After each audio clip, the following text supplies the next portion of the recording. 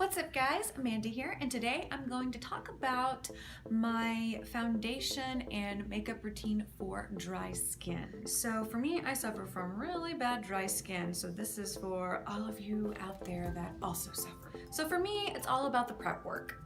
And I like to start the night before and do kind of like a mask just to really hydrate my skin right before I go to sleep.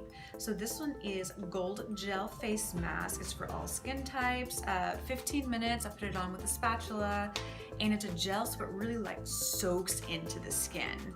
And as always, you want to make sure that you drink enough water and you get a really good night's sleep. The next day, right before I moisturize my skin, I do a sheet mask, and this one's really great from the A2O Hydrating Mask. So what I do is I'll put it on and maybe do my hair, leave it on for 10, 20, 30, however long you need to.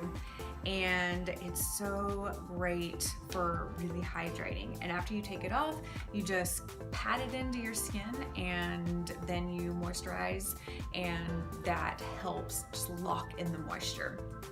So next I like to prime. I really like the illuminating primer because it has little light reflectors in it that just, I like glowiness.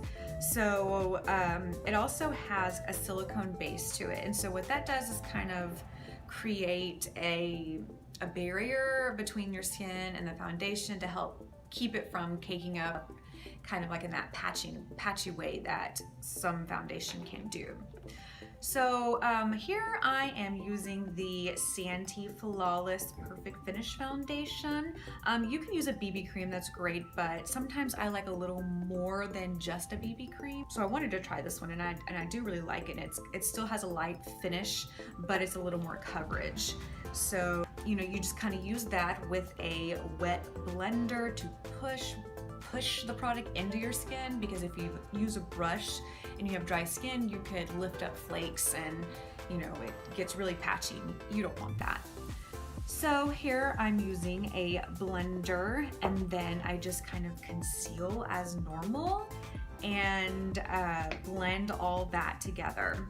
So here I'm using the UHD primer spray, and I just kind of spritz that on. So now I'm going to set everything, and I'm actually using the Wet Wonder Blender and Soft Light, but what I've done is I've actually mixed some translucent in with Soft Light because I like the light reflectors in the translucent, but I like the shade and color of Soft Light.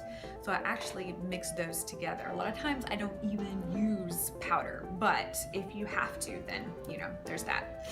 Also, you want to make sure you moisturize your lips with a lip oil or whatever you want to use. I really like the lip oils. So after I've done that, then I like to use a little bit of blush, and yes, this is a powder blush, but they're so light because it's so pigmented and not very drying at all. So this one is in Delicate Pink, and I just kind of put that on the apples of my cheek, and then I go on to contour. Sometimes I do powder, sometimes I do cream. If my skin is really, really dry, I will definitely stay with the cream contour. So I don't contour my cheeks like most people do because I kind of already have sharp features and I don't like to emphasize that. That's just me, personal preference. But I actually like to make my jaw look smaller, so that's why I actually contour like down here instead of on my actual cheek, and then just kind of the end of my nose. Then I go on to my eyes, and there's a reason why I like to use shimmer, and because the shimmer has less drying effect. I try to stay away from a lot of matte when my skin is exceptionally dry.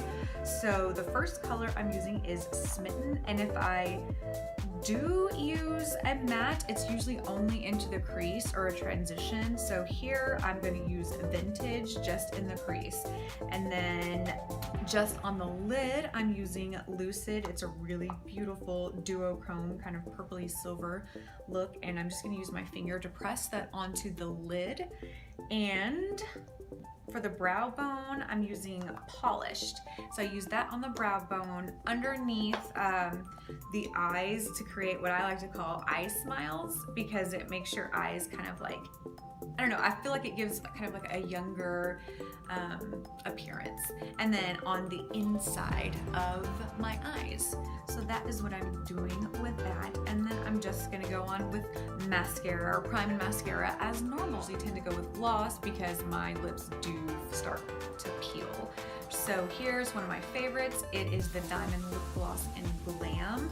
And I just pop that on and it's very hydrating. I don't have to worry about my lips cracking and have to worry about reapplying or if it's patchy. And after everything is said and done, then I set it with the UHD setting spray, and I just spritz all that on, because what that does is if there's any powder on your face, it just melts into your skin.